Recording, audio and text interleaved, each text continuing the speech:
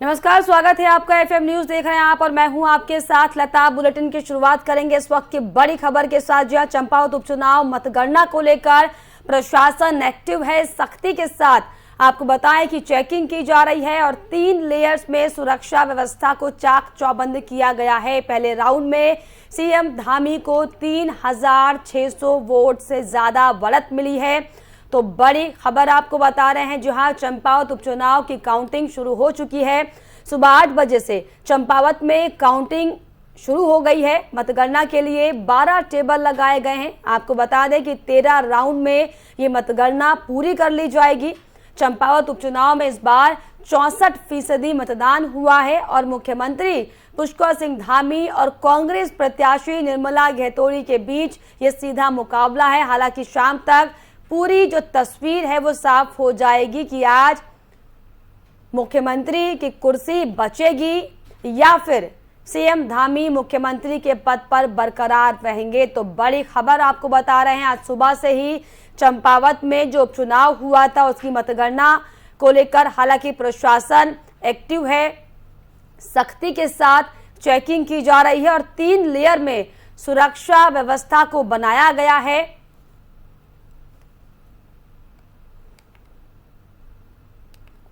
तो 13 राउंड में मतगणना जो है वो पूरी हो जाएगी, जिसके बाद तस्वीर साफ हो जाएगी और सीएम धामी के भाग्य का फैसला होगा।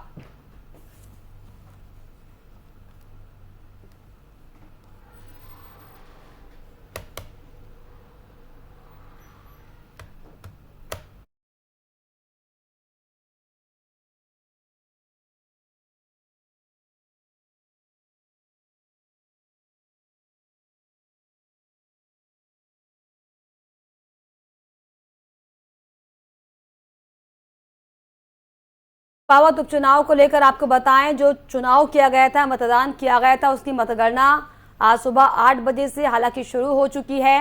कांग्रेस ने महिला चेहरे पर विश्वास जताया है। निर्मला घेतोड़ी जो कि सीएम धामी के सामने खड़ी हुई। हालांकि कांग्रेस को लेकर साफ तौर पर कहीं ना कहीं ये देखा जा रहा था कि कांग्रेस शायद पहले से आश्वस्त थी कि सीएम धामी को हराना मुश्किल है, इसीलिए शायद किसी बड़े चेहरे पर दांव कांग्रेस ने नहीं लगाया। क्योंकि अगर निर्मला घेतोड़ी की बात की जाए, भले ही निर्मला घेतोड़ी वरिष्ठ नेता हैं, कई पदों पर रही हैं, पार्टी को मजबूती देने का काम उन्होंने भले ही किया हो, लेकिन 2017 की अगर खासतौर पर बात की जाए तो 2017 में भी निर्मला घेतोड़ी ने टिकट की दावेदारी की थी, मांग की थी, लेकिन पार्टी ने उन्हें इग्नोर किया था। और अब जब सीएम धामी से कड़ी टक्कर कांग्रेस पार्टी की थी, तो ऐसे में कांग्रेस ने निर्मला घेतोड़ी को खड़ा किया, जो कि अपने आप में ये बताता है, ये जताता है कि कांग्रेस कहीं ना कहीं आश्वस्त थी कि सीएम धामी की लोकप्रियता को हराना शायद संभव नहीं है और इसीलिए किसी बड़े चेहरे का नाम खराब ना हो, इसीलिए शायद एक नए चेहरे पर कांग्रेस ने दांव लगाया। लेकिन फिलहाल ये देखने वाली बात होगी कि आज शाम तक क्या कुछ निकलकर सामने आता है। निर्मला घेतोड़ी हालांकि महिला चेहरा है, खासा प्रभावित चेहरा है, कितना असर महिला चेहरे का कांग्रेस पार्टी को होता है, ये फिलहाल आने वाला वक्त बताएगा।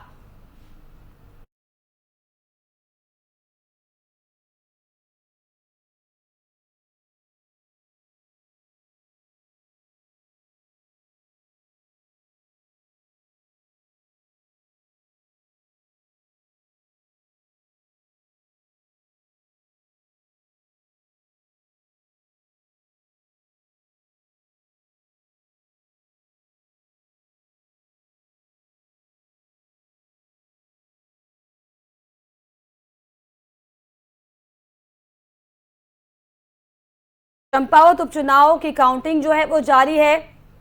हालांकि अगर पहले राउंड की हम बात करें तो पहले राउंड में सीएम धामी बढ़त बनाते हुए दिखाई पड़ रहे हैं। हालांकि आज सीएम धामी के भाग्य का फैसला हो जाएगा। और ये साफ हो जाएगा कि चंपावत की जनता ने अपने विधायक को चुनने के लिए वोट किया या फिर अपने मुख्यमंत्री के लिए वोट किया है।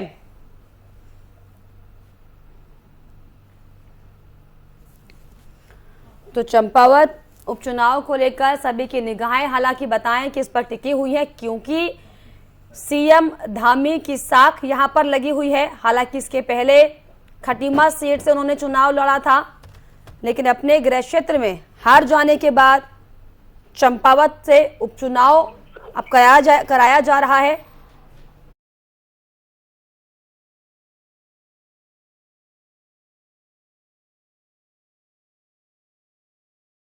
और इस पर खास जानकारी के लिए देहरादून से हमारे संवाददाता अजय पांडे हमारे साथ लाइव जुड़ रहे हैं। अजय, किस तरह की स्थितियां दिखाई पड़ रही हैं? हालांकि सुबह से ही जो मतगणना है वो शुरू हो चुकी है। देखिए, जिस तरह का अनुमान था, मुख्यमंत्री पुष्कर सिंह धामी भारी मतों से इस समय आगे चल रहे हैं और कांग्रेस प्रत्याशी निर्मला गहतोड़ी काफी पीछे हैं और संभवतः जिस तरह का आंकड़ा अभी नजर आ रहा है और यही आंकड़ा अगर रहता है तो निर्मला गहतोड़ी को अपनी जमानत बचाना काफी मुश्किल भरा हो सकता है, क्योंकि मुख्यमंत्री चुनाव लड़ रहे थे इस मैदान में और बीजेपी की ओर से यही प्रचारित भी किया गया, यही जनता के बीच सभी नेता जाकर के बताते भी रहे कि जनता मुख्यमंत्री को चुन रही है, एक विधायक को नहीं चुन रही है। और मुख्यमंत्री पुष्कर सिंह धामी के पिछले कार्यकाल के दौरान जो विकास कार्य रहे उसको आधार बना करके काम किया गया और बीजेपी के जो तमाम जो दिग्गज नेता रहे वो सारे नेता चुनावी मैदान में रहे, घर जाकर के वोट की लोगों ने अपील की और जिस तरह का अपील किया गया, जिस तरह के प्रयास किए गए, जिस तरह की बीजेपी ने मेहनत की है उसका परिणाम इस समय सामने देखने को मिल रहा है। वहीं कांग्रेस की ओर से जो बड़े नेता थे वो काफी हद तक नदारत नजर आए और सिर्फ औपचारिकता अगर हम देखें तो उन्होंने किया है, आम जनता के बीच हो गए हैं और कांग्रेस की जो प्रत्याशी निर्मला गहतोड़ी है उन्होंने एक दिन पहले यानी कल ये भी कहा था कि प्रदेश संगठन की ओर से उनको नहीं लड़ाया गया, वो अकेले चुनाव लड़ी है, सिर्फ कांग्रेस का सिंबल उनके साथ रहा, तमाम बड़े जो दिग्गज नेता रहे वो उनके लिए प्रचार करने जी। अजय, तो ये साफ माना जाए कहीं ना कहीं जो धामी की लोकप्रियता है वो कांग्रेस पर भारी पड़ी है, क्योंकि हालांकि अभी 13 राउंड की पूरी काउंटिंग होनी है, एक राउंड की काउंटिंग हो चुकी है, इसमें सीएम धामी बढ़त बनाते हुए दिखाई पड़ रहे हैं। तो क्या माना जाए कि यार ये क्या लोकप्रियता है सीएम धामी की या फिर कांग्रेस ने कोशिश ही नहीं करी? देखिए, जिस तरह का माहौल अभी नजर आ रहा है इसको आप साफ तौर पर कह सकती हैं कि मुख्यमंत्री पुष्कर सिंह धामी की लोकप्रियता ही है, क्योंकि वो इस समय भारी मतों से आगे चल रहे हैं और क्योंकि पहाड़ का एक ये कैलकुलेशन होता है कि अगर 10,000 15,000 वोटों से अगर कोई आगे चल रहा है तो विपक्षी पार्टी के नेता को उस वोट को कवर करना काफी मुश्किल भरा होता है, क्योंकि यहाँ पर जो परिस्थितियां हैं वो दूसरे तरह की होती हैं। एक तरफा वोट इस समय मुख्यमंत्री पुष्कर सिंह धामी के लिए पड़ा है और बीजेपी की ओर से इस चुनाव को काफी गंभीरता से भी लिया गया। जैसे कि अभी आपने पूछा कि कांग्रेस की ओर से देखिए सबसे बड़ी बात ये रही कि जो तमाम दिग्गज रहे जिनको फील्ड में होना चाहिए था, मतदाताओं के घर घर पहुंचना चाहिए था, उस तरह का प्रयास कांग्रेस की ओर से नहीं किया गया। कांग्रेस के किसी बड़े नेता को इस चुनाव मैदान में नहीं उतारा गया है। निर्मला गहतोड़ी के सामने उनके पास सिर्फ एक ही बड़ी उपलब्धि रही है कि वो प्रत्याशी रही हैं और वो जनता के बीच जब जाती थी तो वही यही बात कहती थी कि वो स्थानीय प्रत्याशी हैं, लेकिन सामने क्योंकि मुख्यमंत्री पुष्कर सिंह धामी मैदान में रहे तो जाहिर है कि एक बड़ा मुकाबला होना चाहिए था, जिस तरह का टक्कर। बिल्कुल अजय जी, क्योंकि जिस तरीके से जो स्टार प्रचारकों की लिस्ट कांग्रेस ने जारी की थी, बड़े बड़े आला नेताओं का दौरा वहां पर लगाया गया था, लेकिन कोई नेता वहां पर दिखाई नहीं दिया। क्या इसकी वजह मानी जाए? क्या आला कमान इस चुनाव को उपचुनाव को सीरियसली नहीं ले रहा था? क्योंकि अगर हम बीजेपी की बात करें, सीएम योगी वहां पर प्रचार करने पहुंचे थे, कभी सम्मेलन सीएम धामी ने करवाया था, लेकिन कांग्रेस की तरफ से कुछ खासा तैयारियां नहीं की गई थी। तो क्या आला कमान पहले से ही आश्वस्त था कि मेहनत करना यहाँ पर बेकार है? बिल्कुल, देखिए इस बात में पूरा दम है, क्योंकि कांग्रेस की ओर से कोई प्रयास विशेष जो बड़े हैं वो प्रयास नहीं किए गए और जो स्टार प्रचारकों की लिस्ट पहले कांग्रेस ने 30 स्टार प्रचारक बनाए। उसके बाद काफी हो हल्ला के बाद स्थानीय नेताओं को ज्यादा जगह देकर के 10 और नेताओं को उसमें शामिल किया गया।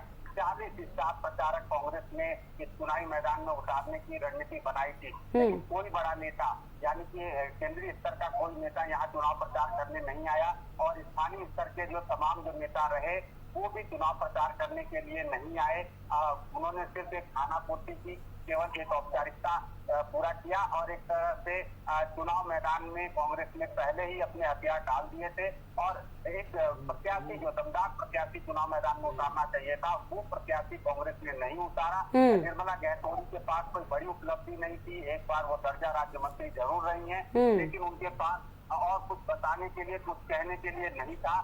वहीं मुख्यमंत्री पुष्कर सिंह धामी, क्योंकि एक कार्यकाल उनका स्थानीय लोगों ने देखा, पूरे उत्तराखंड के लोगों ने देखा जिस तरह की उनकी छवि बनी, जिस तरह की उनकी लोकप्रियता रही। प्रधानमंत्री नरेंद्र मोदी के वो चहेते नेता के तौर पर जाने जाते हैं, गृह मंत्री अमित शाह के चहेते नेता के तौर पर जाने जाते हैं और उनकी एक अलग कार्यशैली भी रही है। और वही कार्यशैली जनता को भा गई और जनता ने उनको भारी मतों से इस समय जिताने का काम किया है और वो इस समय काफी भारी संख्या से। जी बिल्कुल, वाकई कांग्रेस की नीरसता का ये साफ तौर पर असर माना जाए, क्योंकि जिस तरीके से सक्रिय भूमिका में कांग्रेस नहीं दिखाई पड़ी थी, जिसका खामियाजा साफ तौर पर यह है कि जो निर्मला गहतोड़ी जो एक नया चेहरा थी, उन्हें इसका खामियाजा उठाना पड़ रहा है क्योंकि उनके अपने ही नेताओं ने उनका साथ नहीं दिया। तो ऐसे में अब अजय क्या कहा जाए, कांग्रेस नेताओं की किस तरह की प्रतिक्रियाएं सामने आ रही हैं, क्योंकि जो काउंटिंग है वो जारी है। देखिए, कांग्रेस की ओर से पहले ही हथियार डाल दिया गया था, जिस तरह से निर्मला गहतोड़ी को चुनाव मैदान में उतारा गया था और उसके बाद से कांग्रेस के तमाम नेता बार बार बीजेपी के कार्यकर्ताओं के ऊपर, बीजेपी के बड़े नेताओं के ऊपर, मुख्यमंत्री पुष्कर सिंह धामी के ऊपर आरोप लगाते रहे कि क्योंकि सरकारी मशीनरी का बीजेपी दुरुपयोग कर रही है, सरकार की ओर से दुरुपयोग किया जा रहा है, चुनाव आचार संहिता का उल्लंघन किया जा रहा है। इस तरह की तमाम शिकायतें कांग्रेस के नेताओं ने जाकर के चुनाव आयोग ने जरूर की, लेकिन उसका कोई ज्यादा सार्थक परिणाम निकल करके नहीं आया। लेकिन जिस तरह से आज रिजल्ट निकल करके आ रहा है, जिस तरह से आज निष्कर्ष निकल करके आ रहा है, जनता का जो जनादेश निकल करके आ रहा है, वो एक तरफा रिजल्ट है, एक तरफा। वाकई जो जनता का जनादेश निकलकर सामने आ रहा है वो एक तरफा दिखाई पड़ रहा है। सीएम धामी हालांकि बढ़त बनाते हुए दिखाई पड़े, लेकिन फिलहाल अजय ये देखने वाली बात होगी कि शाम तक किस तरह की तस्वीरें साफ होती है। बहुत शुक्रिया अजय हमसे जुड़ने के लिए, तमाम जानकारियां देने के लिए। तो लगातार आपको बताएं कि सुबह से ही जो मतगणना है वो इस सीट पर जारी है। हालांकि अगर बढ़त की बात की जाए तो सीएम धामी साफ तौर पर मुख्यमंत्री के पद पर भी हैं और वो बढ़त बनाते हुए यहाँ पर दिखाई पड़ रहे, लेकिन ऐसे में ये कहा जा रहा है कि ये कांग्रेस पार्टी की निष्क्रियता का ही परिणाम है, उसकी निरस्ता का ही परिणाम है कि आज जो जनता है उन्होंने कांग्रेस पार्टी को सीरियसली नहीं लिया। और यही दरअसल बड़ी वजह है कि अब आज जब मतगणना का दिन है, ऐसे में साफ तौर पर जो पूरा जनाधार है वो सीएम धामी की ओर जाता हुआ दिखाई पड़ रहा है।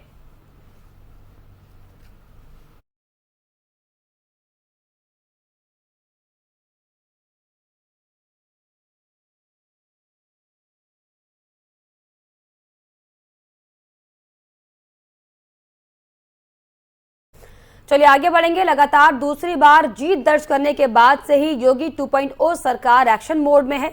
योगी और उनका पूरा महकमा घोषणा पत्र में किए गए वादे को पूरे करने में जी जान से जुटी हुई है। और इसी कड़ी में आज का दिन यूपी के लिए अहम होने वाला है, क्योंकि जब ग्लोबल इन्वेस्टर के समिट के लिए लखनऊ ने अपनी कमर कस ली है। क्या कुछ खास इसमें है, रिपोर्ट पे देखिए।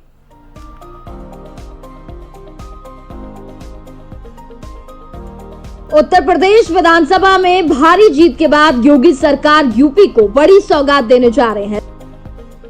लखनऊ में तीसरे ग्राउंड ब्रेकिंग सेरेमनी का आयोजन हो रहा है।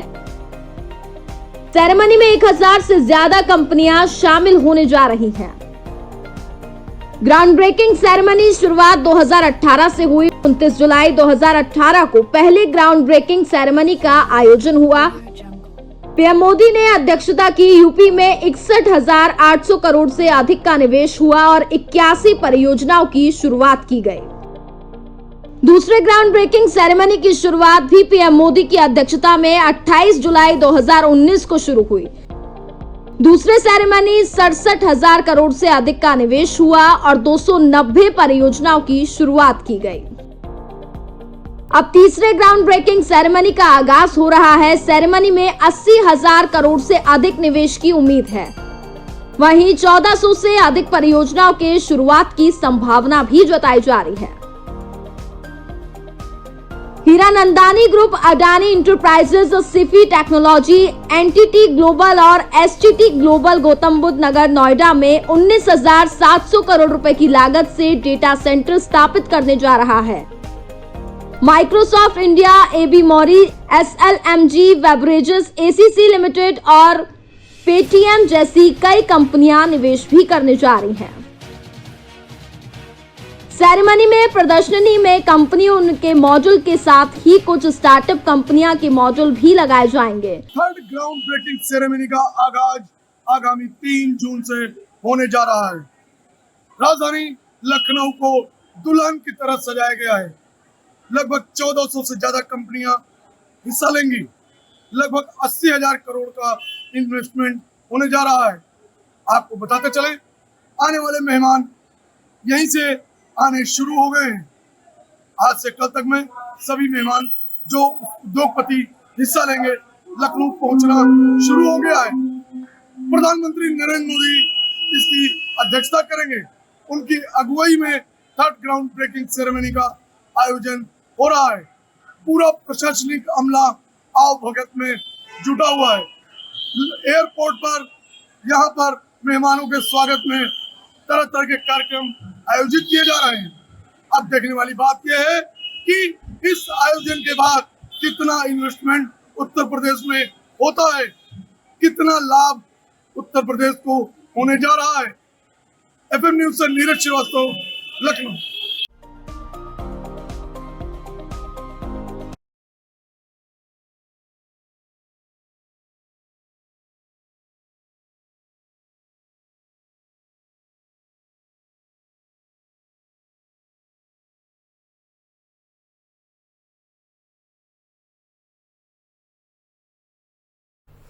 पीएम नरेंद्र मोदी शुक्रवार को उत्तर प्रदेश का दौरा करने वाले हैं, जहां वो कई परियोजनाओं का उद्घाटन करेंगे।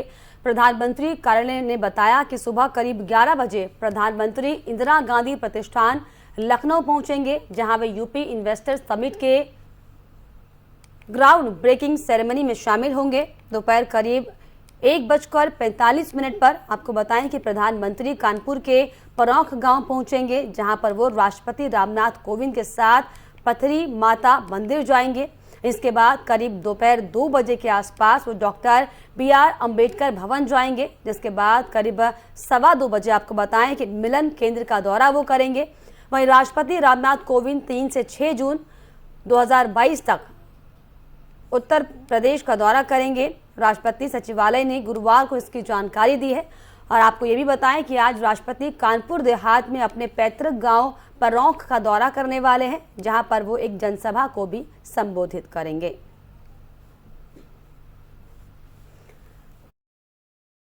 पीएम नरेंद्र मोदी जहां पर पहले वो लखनऊ जाएंगे। लखनऊ में जो समिट कार्यक्रम रखा गया है, ब्रेकिंग सेरेमनी, उसमें वो शामिल होंगे, जिसके बाद राष्ट्रपति के साथ कानपुर में कार्यक्रम में शामिल पीएम नरेंद्र मोदी होंगे। तो कई कार्यक्रम आज उत्तर प्रदेश में पीएम नरेंद्र मोदी के हैं।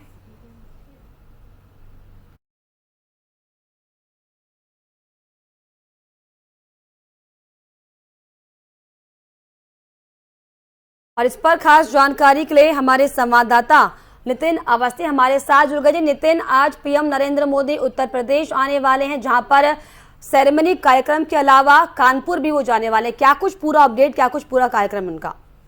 बिल्कुल आपको बताना चाहूंगा लता जी, लखनऊ में भव्य तीसरे ग्राउंड ब्रेकिंग सेरेमनी के उपलक्ष्य में आज पीएम और कई उद्योगपति मौजूद होंगे।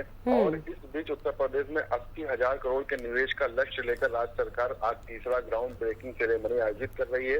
देश भर में 1400 से ज्यादा कंपनियां इस कार्यक्रम में शिरकत करेंगी। सबसे अहम बात की कार्यक्रम की अध्यक्षता प्रधानमंत्री नरेंद्र मोदी करेंगे और ग्राउंड ब्रेकिंग सेरेमनी सुबह 11 बजे से शुरू होगी और सबसे पहले पीएम नरेंद्र मोदी इंदिरा प्रतिष्ठान पहुंचकर फोटो गैलरी का मुआयना करेंगे। उसके बाद 50 चिन्हित उद्योगपतियों के साथ फोटो सेशन होगा। इस फोटो सेशन के बाद कार्यक्रम की औपचारिक शुरुआत होगी। कार्यक्रम में 5 मिनट का स्वागत भाषण उत्तर प्रदेश के औद्योगिक विकास मंत्री नंद गोपाल गुप्ता नंदीन करेंगे। इनके बाद 5 उद्योगपति 3-3 मिनट की अपनी बातें पीएम के सामने रखेंगे। 12:30 बजे मुख्यमंत्री करीब 15 मिनट तक भाषण देंगे। उसके बाद सीएम के बाद 12:45 बजे प्रधानमंत्री नरेंद्र मोदी संबोधन करेंगे। पीएम भाषण के बाद दोपहर 1 बजे लखनऊ से कानपुर के लिए रवाना हो जाएंगे। कार्यक्रम में शामिल होंगे 1406 कंपनियां। आपको बता दूं इस सेरेमनी के लिए यूपी की राजधानी सज गई है, तैयार हो चुकी है। प्रधानमंत्री नरेंद्र मोदी देश विदेश के तमाम उद्योगपतियों का जमावड़ा आज राजधानी में रहेगा। इस दौरान 80,000 करोड़ रुपए का इन्वेस्टमेंट होगा। योगी सरकार के तीसरे सेरेमनी में 1406 कंपनियां शामिल हो रही हैं। ग्राउंड ब्रेकिंग सेरेमनी में 500 करोड़ से अधिक 30 कंपनियां कुल 43,906 करोड़ रुपए का निवेश करेंगी। इसके अलावा 100 से 499 करोड़ रुपए वाली 108 कंपनियां 24,028 करोड़ रुपए वाली इन्वेस्टमेंट करेंगी। आपको बताना चाहूंगा इसके अलावा राष्ट्रपति का कार्यक्रम भी आज कानपुर में है, जहां पर कानपुर में राष्ट्रपति के लिए सारी व्यवस्था की गई है। इसके लिए सीएम योगी आदित्यनाथ खुद गए हैं और वहां पर मुआयना किया था और किसी चीज की कोई कमी न होने पाए, क्योंकि सुरक्षा एक सबसे बड़ा मुद्दा था, उसको देखा गया है। और पीएम और राष्ट्रपति यानी महामहिम आज कानपुर यानी उत्तर प्रदेश में रहेंगे और लखनऊ कानपुर में सभी चकाचौंध सुरक्षा का इंतजाम किया गया है कि किसी तरीके कोई दिक्कत परेशानी ना होने पाए, क्योंकि जिस तरह से जो सुरक्षा का अभाव देखते आए हैं उसको कहीं ना कहीं दूर किया गया है और सारी चीजों को पूरी तरीके से जी बिल्कुल तैयारियां पूरी चाक चौबंद कर ले गई नितिन। लेकिन जिस तरीके से आज उत्तर प्रदेश का पीएम नरेंद्र मोदी का दौरा है, कई परियोजनाओं की आज से शुरुआत होगी और इन्वेस्टर समिट भी किया जाएगा, तो आज इसके लिहाज से अगर देखें तो उत्तर प्रदेश के लिए आज कितना खास दिन है और कितना अहम दिन है, क्योंकि प्रदेश वासियों को कई सौगातें मिलने वाली हैं आज। बिल्कुल लता जी, जिस तरह से मैंने बताया कि करोड़ों रुपए के इन्वेस्टमेंट होंगे, उद्योगपतियों का जमावड़ा लगा हुआ। कल रात में ही उद्योगपति आ गए थे सीएम हाउस में, उन्होंने भोजन किया था सीएम के साथ और उसके साथ साथ जितने भी उद्योगपति हैं वह इन्वेस्टमेंट सिर्फ यहाँ के नौजवानों के लिए करना चाहते हैं, नौजवान बेरोजगारी दूर करना चाहते हैं। लेकिन वही विपक्ष की बात कर ली जाए तो विपक्ष इस मुद्दे को उल्टा ही ठहरा रही है। बिल्कुल, लगातार विपक्ष की ओर से तमाम तरह की बयानबाजी हालांकि सामने आ रही, लेकिन रोजगार के क्षेत्र में अगर देखें या फिर एजुकेशन के स्तर पर देखें, इससे आज बहुत बड़ा फायदा साफ तौर पर उत्तर प्रदेश वासियों को होने वाला है, क्योंकि पीएम नरेंद्र मोदी जाहिर तौर पर आज एक नया संदेश भी उत्तर प्रदेश वासियों को देने वाले हैं। बहुत शुक्रिया नितिन आपका तमाम जानकारी के लिए, तमाम बातचीत के लिए।